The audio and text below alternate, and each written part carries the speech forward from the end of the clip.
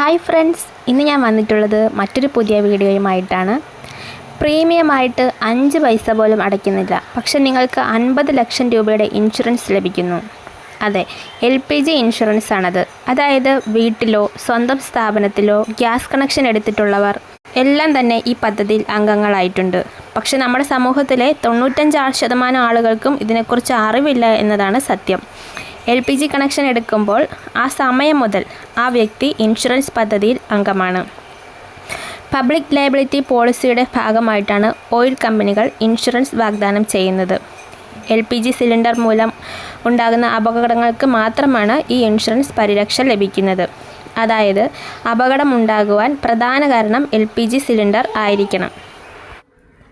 അല്ലാതെ മറ്റു കാരണം മൂലമുണ്ടാകുന്ന അപകടത്തിന് ഇൻഷുറൻസ് ലഭിക്കില്ല. നിങ്ങളുടെ ഗ്യാസ് ഏജൻറ്റിനെ സമീപിച്ചാൽ ഇൻഷുറൻസ് സംബന്ധിച്ചുള്ള മറ്റു വിവരങ്ങൾ നിങ്ങൾക്ക് ലഭിക്കുന്നതാണ്. ഒരു അപകടം സംഭവിച്ചാൽ അതിന് പരമാവധി 50 ലക്ഷം രൂപയാണ് പരിരക്ഷ ലഭിക്കുന്നത്. ഈ അപകടത്തിൻ്റെ വ്യാപ്തി, അതുകൊണ്ടുള്ള നാശനഷ്ടങ്ങൾ എന്നിവയെല്ലാം തന്നെ പരിഗണിച്ച് മാത്രമേ നൽകേണ്ട തുക എത്രയെന്ന് തീരുമാനിക്കുകയുള്ളൂ. ഇത്തരത്തിൽ ആരെങ്കിലും മരണപ്പെട്ടാൽ ആ മരണപ്പെട്ട വ്യക്തിയുടെ ആശ്രിതർക്ക് 6 ലക്ഷം രൂപയാണ് ലഭിക്കുന്നത്.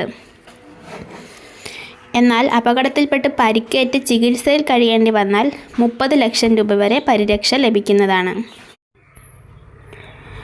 സിലിണ്ടറുകൾ പൊട്ടിത്തെറിക്കുകയോ അല്ലെങ്കിൽ ഗ്യാസ് ലീക്ക് ഉണ്ടാകുകയോ ചെയ്താലും ഇൻഷുറൻസ് ക്ലെയിം ചെയ്യാവുന്നതാണ്. നിങ്ങൾ എവിടെ നിന്നാണോ ഗ്യാസ് കണക്ഷൻ എടുത്തിരിക്കുന്നത് അതേ പരിസരത്ത് വെച്ചായിരിക്കണം അപകടം ഉണ്ടാകുന്നത്. അങ്ങനെയാണെങ്കിൽ മാത്രമേ ഇൻഷുറൻസ് ക്ലെയിം ചെയ്യുവാൻ സാധിക്കുകയുള്ളൂ. അതുപോലെ തന്നെ നിങ്ങൾ ഉപയോഗിക്കുന്ന അടുപ്പ്, റെഗുലേറ്റർ ഇവ രണ്ടും ISI മുദ്ര ഉള്ളതായിരിക്കണമെന്നും നിർബന്ധമുണ്ട്. ഉപഭോക്താവിൻ്റെ അശ്രദ്ധ മൂലം അല്ല അപകടമുണ്ടായതെന്ന് തെളിയിക്കുകയും വേണം. അപകടമുണ്ടായാൽ ഉടൻ പോലീസിനെയും ഏജൻസിയെയും അറിയിക്കേണ്ടതുണ്ട്. കേസ് സംബന്ധിച്ച വിവരങ്ങൾ ഏജൻസി എണ്ണ കമ്പനിയെ അറിയിക്കുന്നതാണ്. എണ്ണ കമ്പനിയുടെ പ്രതിനിധികൾ സ്ഥലത്തെത്തി വിശദമായ റിപ്പോർട്ട് തയ്യാറാക്കി ബന്ധപ്പെട്ടവർക്ക് സമർപ്പിക്കുന്നതായിരിക്കും. അപകടത്തിൽ ആരെങ്കിലും മരണപ്പെട്ടാൽ ആ വ്യക്തിയുടെ മരണ സർട്ടിഫിക്കറ്റ്, പോസ്റ്റ്മോർട്ടം റിപ്പോർട്ട്, അതുപോലെ തന്നെ പോലീസ് ഇൻക്വസ്റ്റ് എന്നിവ സമർപ്പിക്കണം.